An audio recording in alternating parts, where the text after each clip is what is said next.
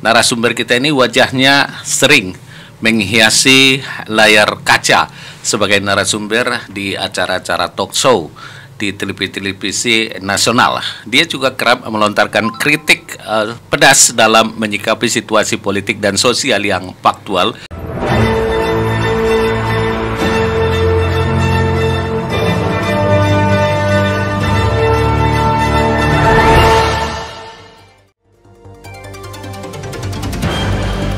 Assalamualaikum warahmatullahi wabarakatuh. 102,6 FM Saturasi Suara, satu kata penumpang pasti selalu di hati. Kembali kita bertemu di program talk show Ruang Paslah Cerdas dan Inspiratif di program radio kali ini. Selamat pagi semuanya dimanapun Anda berada, mudah-mudahan hari ini semuanya dalam kondisi sehat walafiat, itu yang kita harapkan. Meskipun kita di tengah pandemi ini, kita akan terus berupaya melawan dan tentunya kita semuanya mendapat kesehatan. Baik sahabat Istad FM, kali ini di Ruang Paslah kita akan kehadiran tamu kita jauh-jauh dari Jakarta, meskipun dari Jakarta tapi tidak lepas dari keberadaannya di Mandailing Natal. Baik, kita coba sapa dulu nih. Assalamualaikum Bung Rai. Waalaikumsalam warahmatullahi wabarakatuh. Baik, makasih, sehat.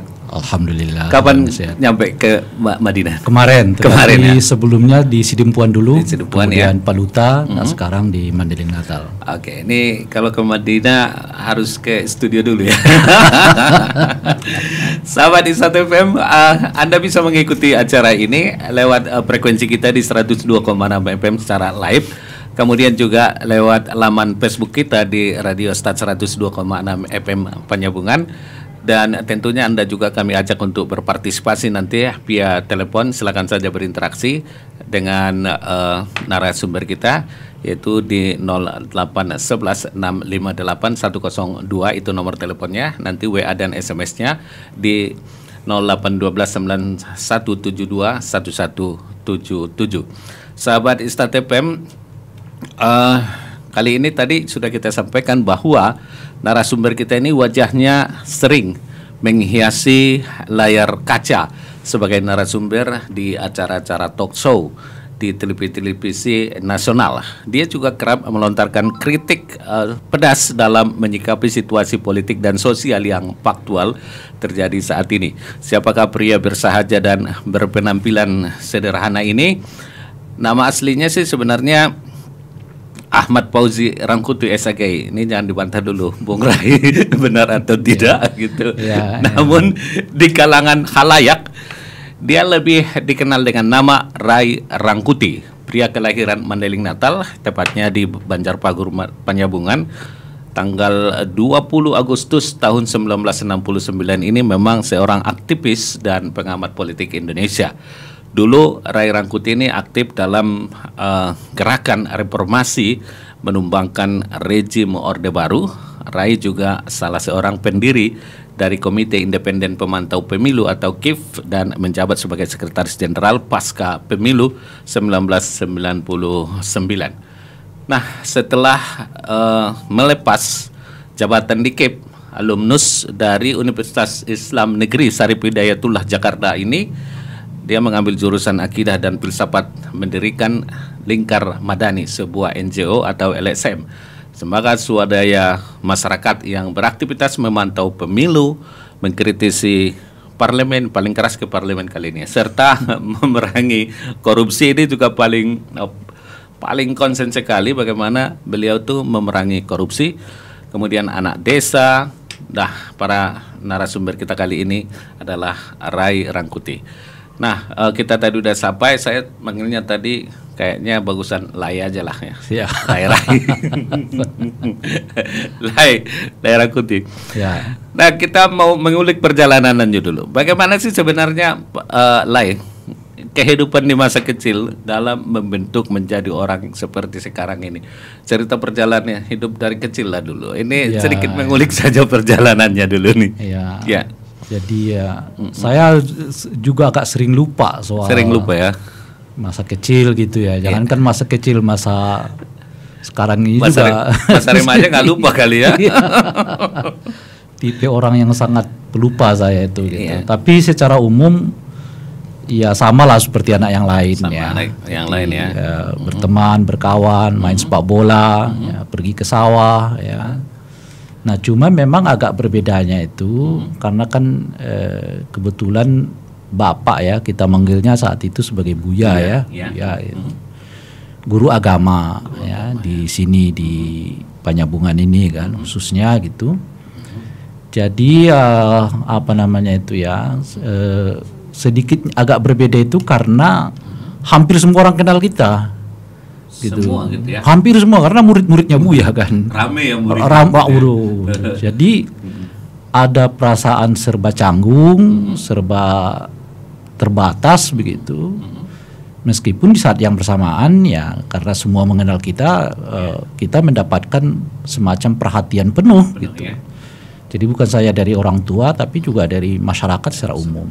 Dan ini memang keluarga besar juga ya di Keluarga besar gitu, ya keluarga besar. Kaum markom gitu kan. Kaum markom juga. Jadi ya artinya selain memang ada kaum ya yang ikatan keluarga lah begitu. Tapi juga karena memang umumnya kalau orang-orang di sekitar Huta Siantar lah umumnya gitu.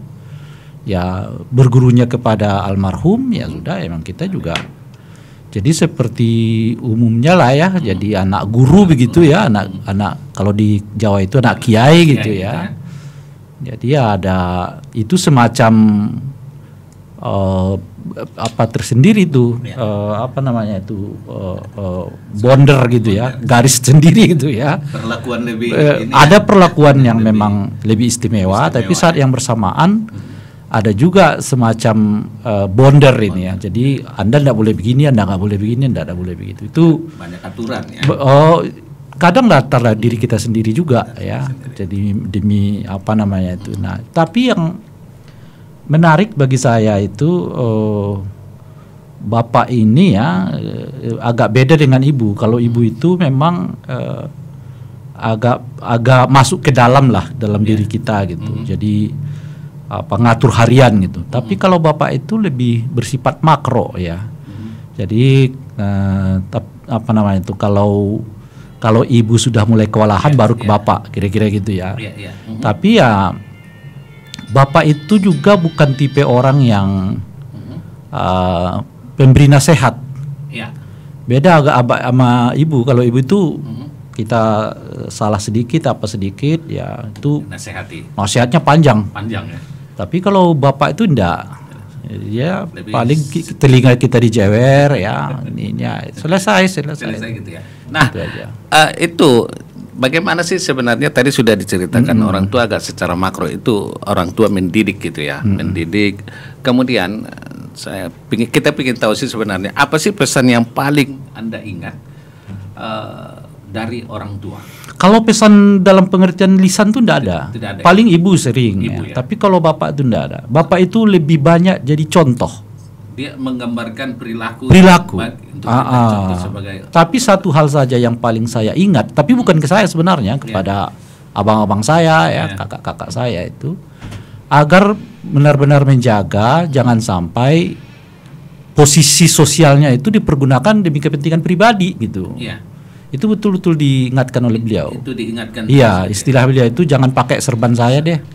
Gitu loh ya kira-kira. Jadi oleh karena itu kan di antara kita juga memang apa ya? Saya kira nggak ada anaknya yang mendapatkan keuntungan material lah dari posisi beliau. Posisi beliau sebagai ulama katakan gitu ya karena beliau ini kan seingat saya pernah menduduki anggota Majelis Ulama Sumatera Utara ya. Anggota DPRD saat itu masih Kabupaten Tapan Selatan gitu ya. Direktur Sanawiyah ya. Di Dalam Lidang gitu. TPI gitu. Selain itu ya guru mengaji masyarakat lah secara umum gitu. Jadi tidak ada perlakuan tidak itu ya betul-betul ditekankan oleh dia. Jangan mengambil keuntungan gitu. Makanya kalau kita begitupun kita dulu dapat hadiah ya dari bupati itu satu sepeda motor. Nggak boleh dipakai. Nggak boleh dipakai tuh. Gitu. Jadi yang boleh pakai hanya dalam tugas dan fungsinya. Tugas dan fungsinya. Nah, motor itu gitu. Dan ya hanya beliau gitu. Boleh dipakai mengepek waktu itu. Apalagi bisa kena marah kita itu. Mungkin Bang Waris yang pakai enggak?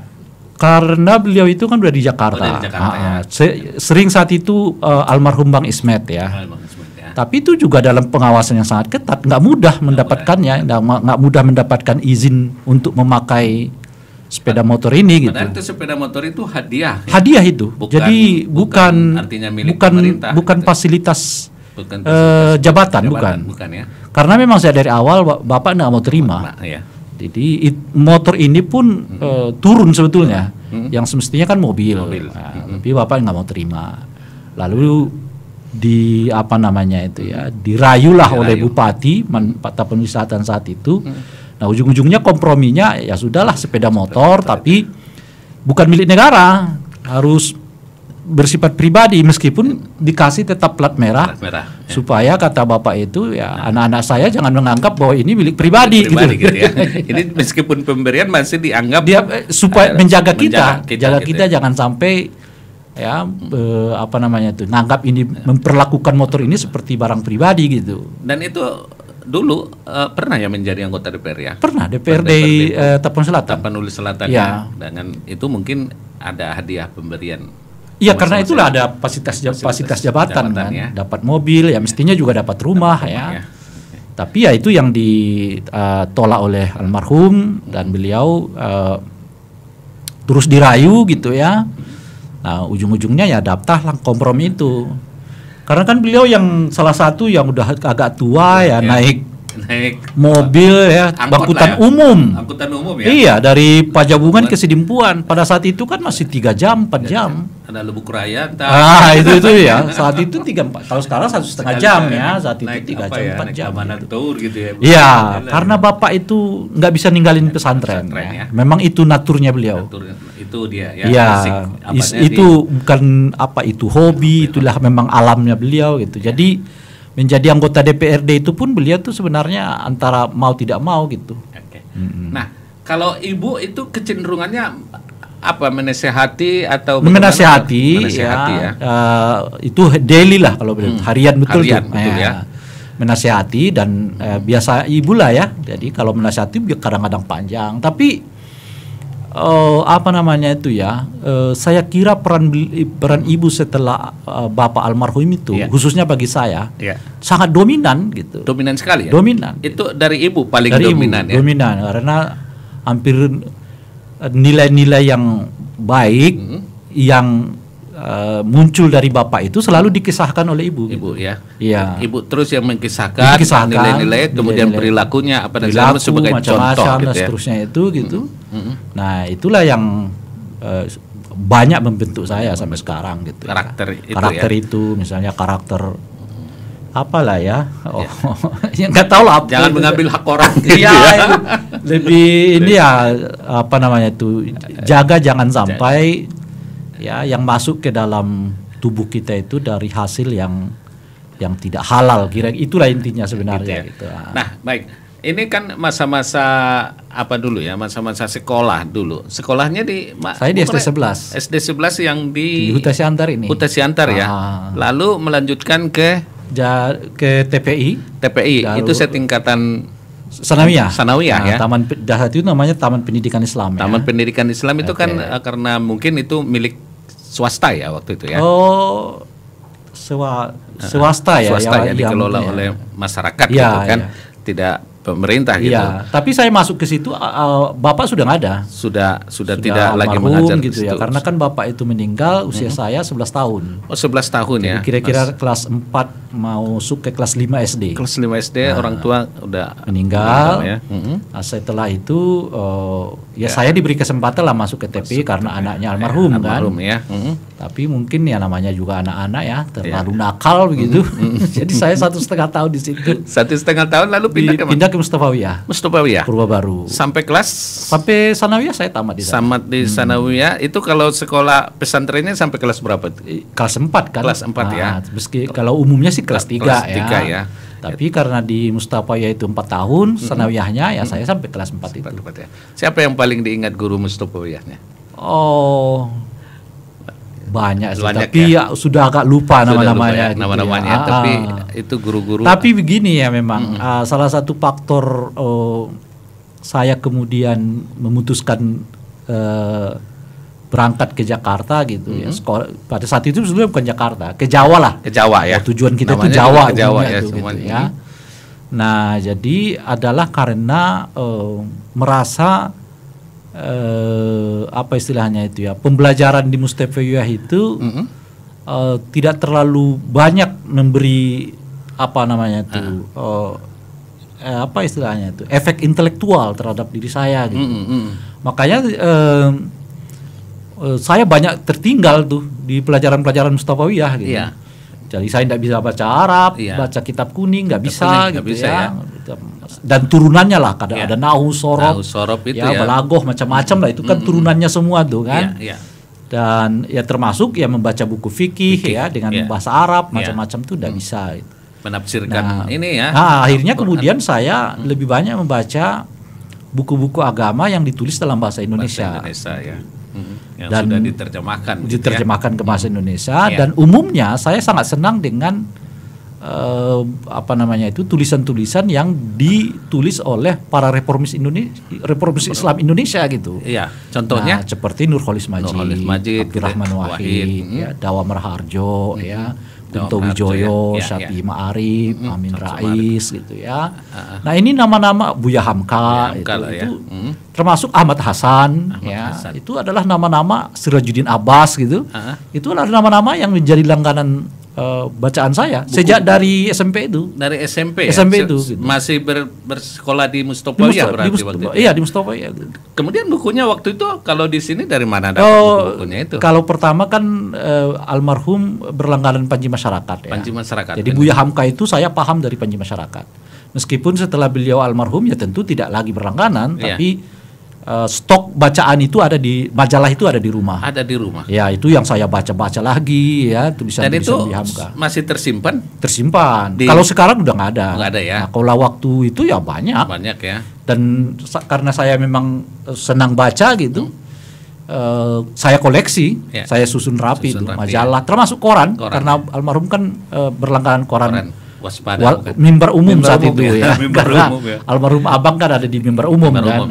Jadi ya itu saya clipping, saya sejak SD udah saya senang membaca. Dan lebih senang lagi itu men-clipping berita-berita dunia internasional.